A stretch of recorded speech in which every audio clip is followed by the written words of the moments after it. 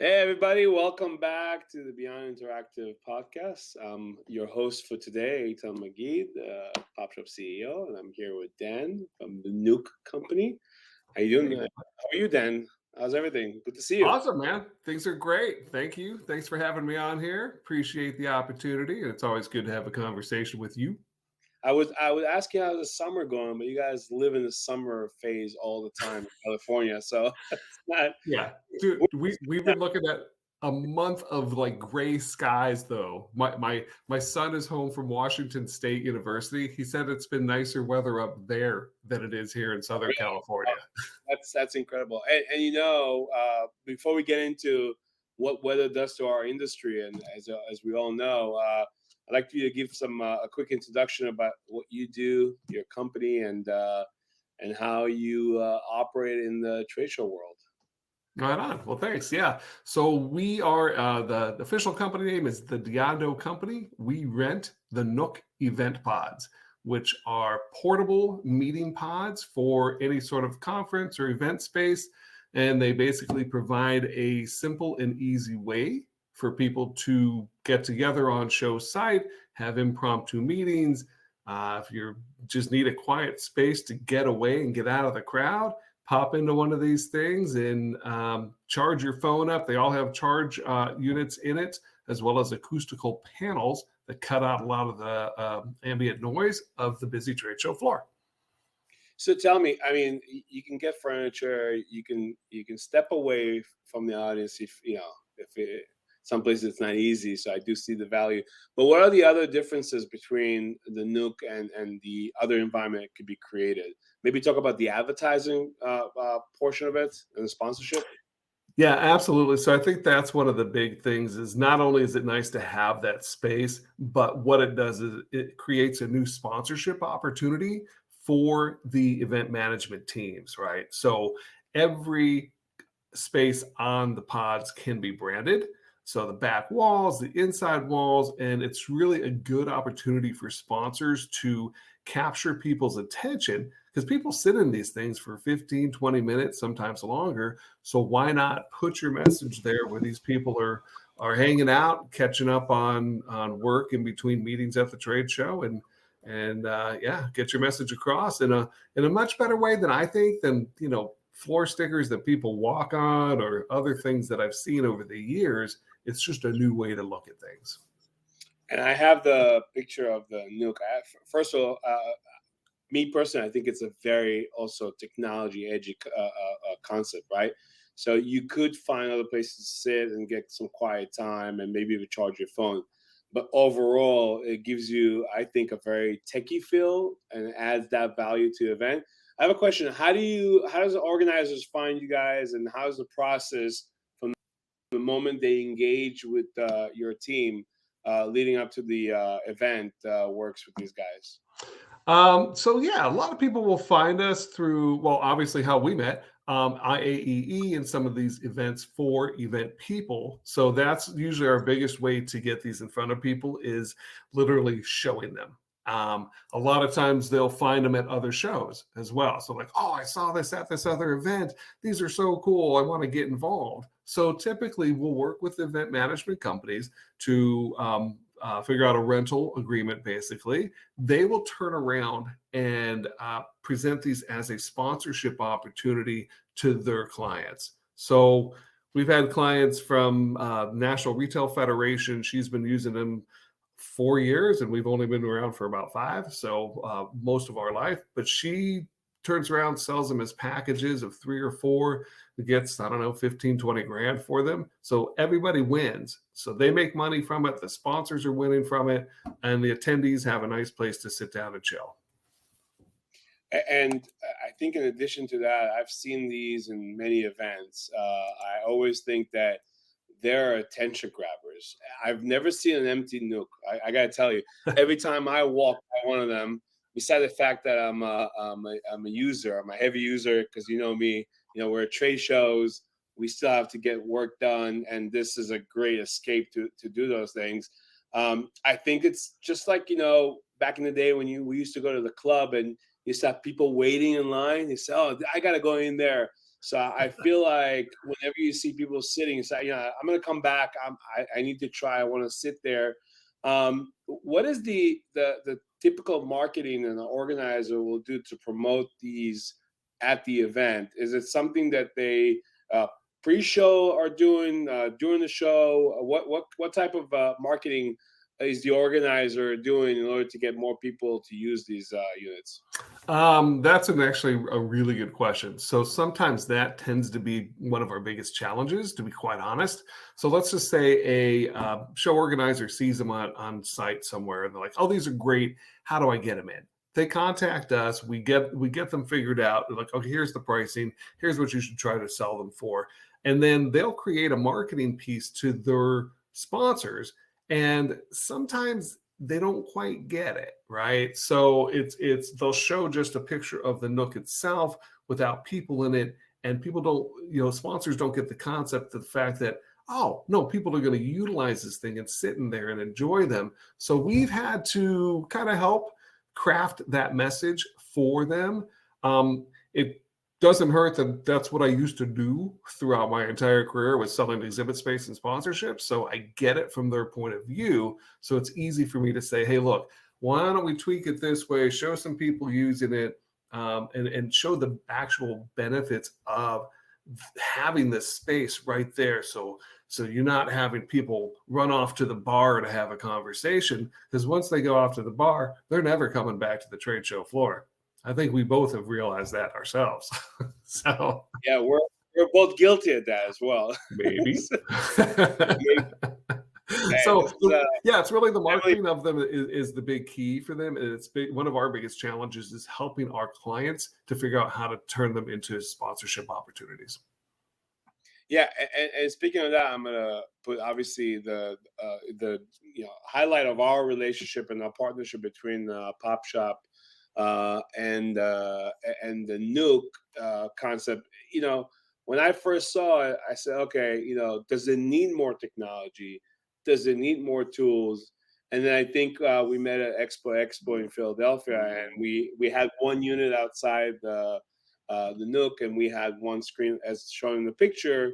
And I say, you know what? Yes, there is a value to an exhibitor that has the space to engage further with the attendee, right? So you're giving them a touch screen inside the Nook. They can, if they don't have a laptop with them, they can open a presentation, have a quick meeting with a potential customer. And then the kiosk outside that we try to couple with the Nook also allows them to, add what we bring to the game, the lead gen, the gamification, the other aspects of it. Tell me, how is technology looking, and what else you think can be added in order to get the time spent of the attendees in these units and bring more value to the organizer and the sponsor? Yeah, no, I'm with you on that. So, and I can attest as an exhibitor at a show, and utilizing the Pop Shop touchscreen was game changing. So much easier for me to sit there and show people on the screen, hey, here's some other examples of what other people have done, and to be able to scroll and pull it up and do what I needed to do. So, I think the potential for exhibitors, either whether with one of these things in their own exhibit space, or for sponsors that have them based out in the lobby areas, it's a fantastic way for them to show off a lot more of what they can do and what their product and what their company is all about, right? Because you can only do so much branding on the sides of them, which makes them look fantastic, and that's great. But I think adding the technology in, and that's why this partnership works so well, is that it allows them to do more and show a lot more. I think it's a great point. I think also there's something to be said about analytics and how you track the participation and occupancy level of these. And it's something you can do either with the screen based on the usage of the screen. I can see the future of this when you put a tiny camera and you see traction on how many people are visiting these, for the sponsor to get some analytics on the interaction inside and outside, just tracking eyeballs. That's what advertising is all about. And So I do see more phases to this product and to this partnership. One of the biggest challenges for us in the past 2 years, as everyone in the industry, and I think I talk about it every podcast, is the logistic challenges. Right? Mm. We all know what they are, and this is a product that requires significant logistics. Especially with the demand of this product and moving all over the country, sometimes all over the world. Tell me a little bit about the challenges and how you overcome those challenges, and what should an organizer be expecting when they place an order as far as lead time and delivery and such. Yeah, yeah, absolutely. So typically we've got, I mean, obviously, once we get the order signed, a lot more has to happen from there, right? So we have these warehoused in Las Vegas, Baltimore, and Orlando. So what happens is we have to organize it with our warehouse partners. Hey, look, we've got 15 units going out for this particular date. Oh, they want them branded. Okay, so no problem. Let's go ahead and work with the printer, and then the printer has to then coordinate with our warehouse team to say, hey, look, I want to come and put these the branding on. A lot of times we can do it at the warehouse, especially in Las Vegas or Orlando, because we have the facilities and the team members in place. Sometimes we will do it on site if it's far enough away, just to make sure that the nothing happens in transit to the graphics. But typically, I mean, we've got these great partners that are in place right now that they are like in Vegas right now. They're coordinating a something that's kind of new. We have not seen anybody put branding on the lower inside wall before. So that is a new challenge for our printer and our warehouse. Okay, so what's the best way to put that branding on? Do we take the back wall off? Do we try to squeeze ourselves underneath there? No, these things are easy. They're modular. Take the back wall off, put the branding on, put it back on.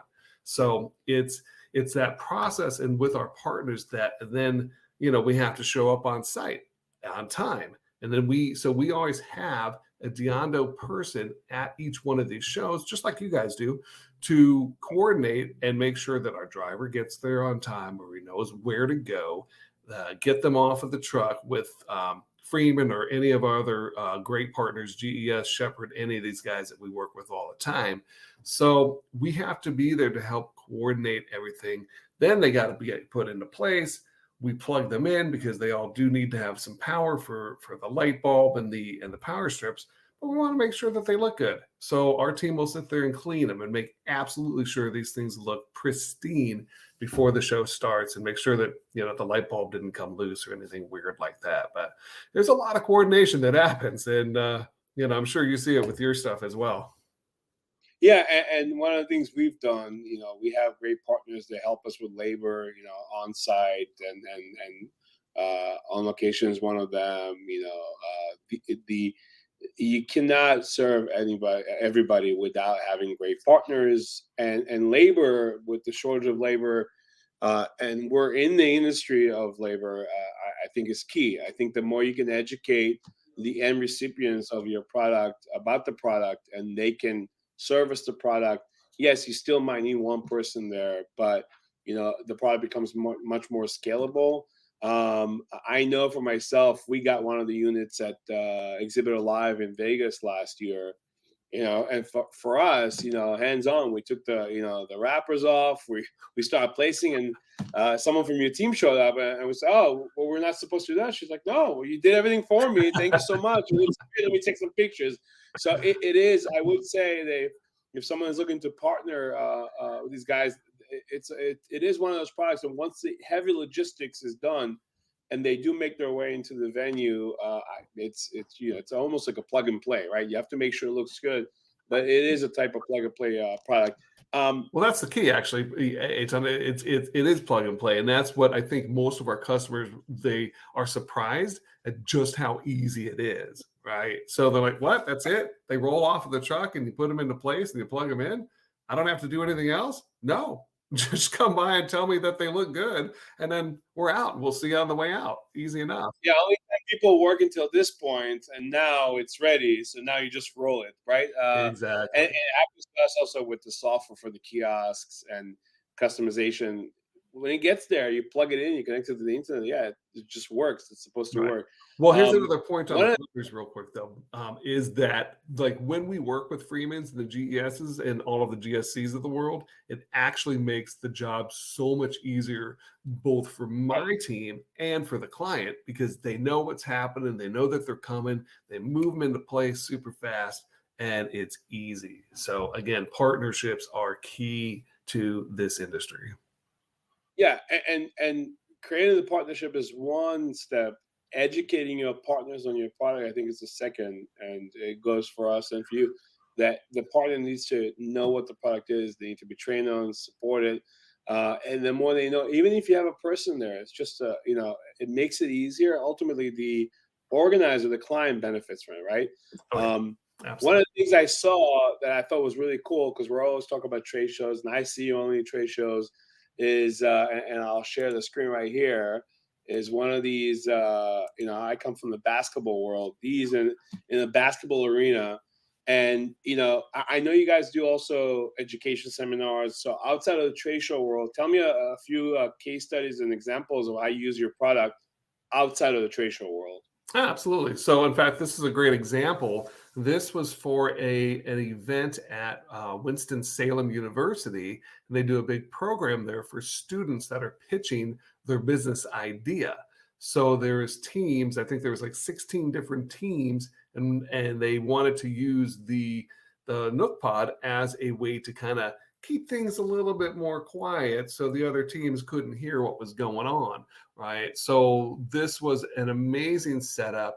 They did a fantastic job with bringing them in there and utilizing them for, it was like a week long situation. So this is just, yeah, one of the great examples of just a different way of using it. We've also had them for sort of outdoor festivals, which you wouldn't think that they would go outdoors.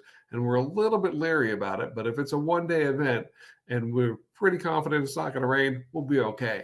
We've had them for things like outside of a coffee shop where people were just kind of chilling in them. Um, and one thing that we can do is the inside back wall comes off, so it's easy to open them up a little bit. So we did an event at the Houston Astros Stadium, Minute Maid Park in Houston. And the client wanted them all up there up against the railing there so you can look out into the field. And what we and she the client was like, well, wait a minute, wouldn't this look better if we open them up? I'm like, absolutely.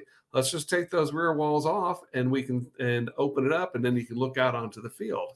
So the different venues actually make it a lot more fun for us as well as the client.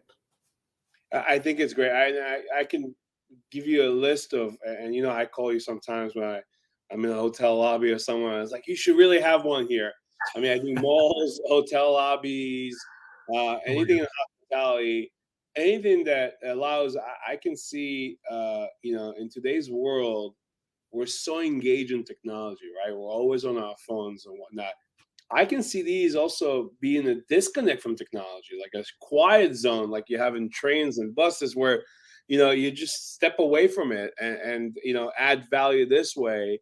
Um, this is this I'm showing right now is the epitome of this technology hybrid with your technology, right? Our technology and yours, where you take your phone, you charge it on the outside, you go in, and you rewind, and you refocus, and you take some quiet time. Have you had clients that said, we just want to use it for, break the noise and go silence?